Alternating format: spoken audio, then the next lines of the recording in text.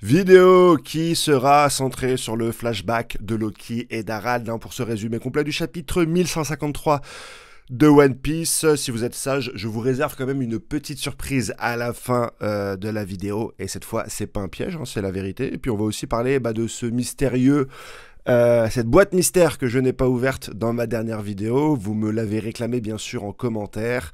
Je vais vous donner quelques pistes et puis on la développera bien sûr dimanche. Si tu aimes ce genre de vidéo, n'hésite pas à t'abonner. Je parle des spoilers tous les mardis, des résumés complets le jeudi, sans spoiler ni en titre ni en signature. Et vendredi, c'est ma petite masterclass. Je me fais plaisir et puis je vous produis une vidéo One Piece de haute qualité. Merci pour les retours que j'ai eus pour celle de dimanche dernier. Ça fait extrêmement plaisir de voir un tel engouement un dimanche. Je m'éclate dans le montage et ça se ressent dans vos commentaires. Mardi, j'ai fait une petite vidéo au Palais des Glaces. J'ai vu que ça avait, y a beaucoup de personnes qui n'ont pas aimé, mais moi ça m'a fait plaisir un peu de vous montrer mon quotidien et de vous montrer ce que je prépare aussi en dehors de One Piece, parce que je ne fais pas que du One Piece. Je fais pas mal de choses, hein. Je fais du recrutement, des interviews, du rap RH, enfin voilà. Je ferai très certainement un jour une vidéo pour vous parler de tout ça. Si ça vous intéresse, n'hésitez pas à me le dire en commentaire. Le chapitre va commencer sur un constat simple. Harald est démesurément grand et fort, ce qui fait de lui, en plus d'être le roi d'Elbaf, quelqu'un qui est un petit peu gâté par la nature. On le voit au début très jeune dans l'équipage de Dory et Broggy, et ces deux avantages le font sortir du lot des différents géants d'Elbaf.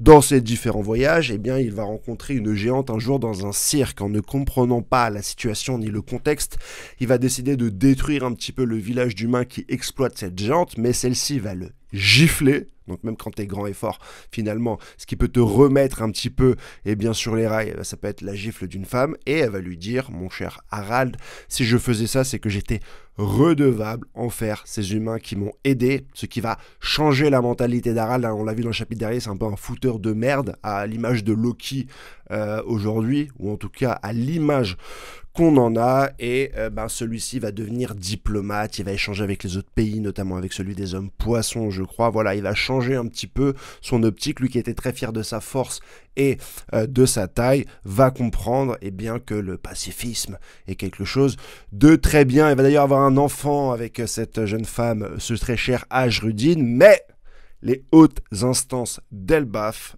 ne vont pas valider ce couple, puisque cette géante ne vient pas de l'île d'Elbaf, elle n'est pas de sang royal, etc. Il est hors de question qu'Harald se marie avec lui. Donc Harald, en plus, va avoir une pression des autres instances d'Elbaf et ils vont lui présenter une nouvelle femme qui a des particularités qu'on va développer pendant la vidéo de dimanche, parce qu'elle a deux choses assez... elle est déjà très tournée vers le feng shui. Je pense que c'est, tu sais, les énergies dans les maisons, elle va ouvrir les fenêtres, changer les meubles, etc. Donc elle croit à une autre puissance. Est-ce que le Feng Shui va se matérialiser par une puissance comme les fruits du démon ou le Haki? C'est toute la question que je me pose et qu'on va un petit peu essayer de développer dimanche. Ou est-ce que c'est juste une sorte de religion comme ça, spirituelle, de changement de meubles et d'ouverture de fenêtres? Dans ce cas-là, ça aura aucun impact sur One Piece, mais on va voir en fin de chapitre que ça peut être un petit peu différent.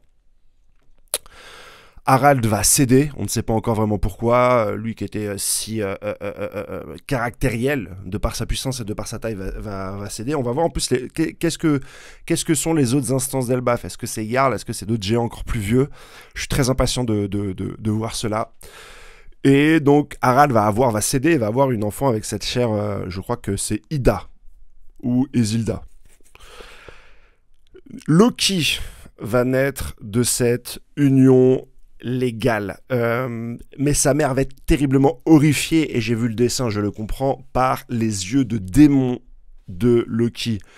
On va parler dans la vidéo de dimanche de l'interprétation qu'on peut avoir du Halley et de la fresque. On voit que Loki et le serpent rouge ont les mêmes marques. Donc est-ce que Loki serait la réincarnation du serpent rouge? Mais là c'est encore la même question.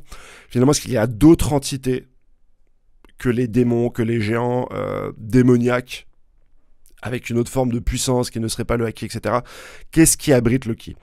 Et on va rebondir aussi sur le fait que j'avais parlé du Loki berserker en premier il y a très longtemps. Est-ce que c'est pas ses yeux rouges ou ce démon qui l'abrite qui va lui donner un petit côté berserker? On verra. Ça peut être sympa aussi à développer, on le développera dimanche. N'hésite pas bien sûr à me donner ton avis en commentaire. Moi, ça peut m'alimenter pour ma vidéo de dimanche. Je lis l'intégralité des commentaires. Surtout les positifs, je les lis avec passion, les négatifs un peu moins. La dernière page, on voit un petit peu un état des lieux de l'intégralité des personnages. Loki, main en sang, grimpe sur l'arbre monde pour retourner vers les siens. Il s'est battu avec des animaux sauvages. On voit donc la naissance d'Ashrudin qui va refuser d'avoir un frère. Je crois que sa mère, Ida, donc c'est Ida la mère d'Ashrudin, va lui dire « Ah bah c'est bien, t'as un petit frère », lui a dit « Non, ce petit frère est un monstre, ça sera jamais mon petit frère ». Donc tu vois, c'est Ashrudin qui a en premier rejeté Loki, là où aujourd'hui on voit que bah, c'est plus Loki qui a foutu la misère à Ashrudin. On a l'impression que c'est ça, bah, dans le flashback on se rend compte que c'est un peu l'inverse. C'est peut-être Ashrudin aussi dans ses débuts qui a été mauvais avec Loki et il a fait un déni de faciès. Parce que Loki fait sacrément peur avec ses yeux, vous le verrez directement dans le chapitre. Et Harald, lui, est encore sur les mers et il voit des murs et il se rend compte un peu de l'absurdité des hommes, du gouvernement, etc. Il dit, ah, le gouvernement est encore entre mes pattes, donc il va très certainement rencontrer, lui, le gouvernement et commencer à rencontrer les autres instances, les chevaliers divins, Imsama, c'est très certainement ce qui va vivre, ce qui va arriver. Voilà pour les informations qu'on a, j'attends bien sûr d'avoir le chapitre pour pouvoir réfléchir sur tout ce que je vais pouvoir aborder, mais bon, les thèmes cités, je vous les ai déjà donnés. Merci d'être ici jusqu'ici, la boîte mystère sur qui est l'identité de la personne qui a volé le fruit.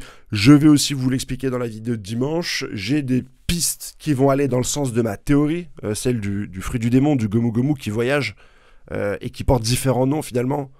Trésor de la ruche, trésor de... comment ça s'appelle, God Valley, trésor de Marie-Joas Terre Sainte, etc., etc.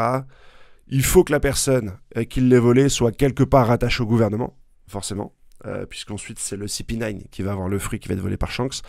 Et il faut aussi qu'elle sache pas trop sur quoi elle a mis la main, parce que le CP9, ils n'avaient pas l'air de comprendre l'importance de ce fruit. Donc on va bien sûr en parler dimanche. Et voilà, petite surprise pour vous, chose dite, chose due. Je vous laisse apprécier. De nos jours, c'est la guerre pour attirer des talents. La marque employeur, c'est la solution gagnante. Partager les coulisses, faire de belles vidéos. Le flow de mytho comme le Big Mac de chez McDo. D'ailleurs, notre boîte est cool et cherche des candidats. Ça tombe bien, enchanté, j'ai des compétences pour ce taf. Nous voulons, on lit les meilleurs, que des players. Tout le monde, ne pouvez-vous me parler de vos valeurs? Bien plus que des valeurs, on a une vision, on a une mission. Sur vous, nous misons. Chez nous, c'est divers, y'a pas de barrière. Y'a qu'à voir les témoignages de la page carrière. T'en parles pas et l'annonce sur salaire. Ça avait l'air de vous éclater, mais est-ce que ça paye? Une semaine de 4 jours pour les bonnes et leur bac. Tesla à essence et les 7 boules de cristal. Il veut quoi lui aussi? Non, s'emballer un Mars, non pardon, non rien, je voulais emballer un poids, je vous l'ai dit, de chez nous, on fait rien n'est impossible, on vient de lever des millions, nos ambitions sont infinies. Alors clique, postule, clique, postule, clique, postule, et mets ton costume, j'clique, j'postule, j'clique, j'postule, j'clique, j'postule, et mets mon costume, j'clique, et je mets mon costume, j'clique, et je mets mon costume, j'clique, et je mets mon costume, j'clique, yeah, ha. Alors dites-moi, comment se passe votre bandit? Le PC, code d'accès, j'ai pas vu de post LinkedIn, c'est important pour la marque, mais aussi les candidats. Rappelez-vous, y'a pas longtemps, quand vous étiez à leur place. J'ai vraiment pas le temps de développer mon brand. Je suis libre de librenne. Tu t'es trompé de personne, partager des selfies, inspirant sur LinkedIn. Oui, à la pêche pour voir ma gueule sur Welcome to the Jungle. On te propose de bosser au lieu de le faire à ta place. C'est dommage, si c'est nous, ça aura beaucoup moins d'impact. Mais le mieux placé pour parler de ton taf et tes galères. Quand la direction s'appelle, ça sans souci, ça fait jamais. Tu veux attirer des candidats qui leur la vérité, que le patron n'est pas sympa et tout sera pas très bien payé. Tes vrais se ralentissent parce qu'ici tout est politique, mais il y a des beaux côtés aussi, mardi c'est frites à la cantine. Alors clique, postule, clique, postule, clique, postule. Et même postule, j'clique, j'postule, j'clique, j'postule, j'clique, j'postule. Et je mets mon costume, j'clique, et je mets mon costume, j'clique, et je mets mon costume, j'clique. À la dernière fois, je vois tout le monde. Alors clique, postule, clique, postule, clique, postule. Et je mets mon costume, j'clique, j'postule, j'clique, j'postule, j'clique, j'postule. Et je mets mon costume, j'clique, et je mets mon costume.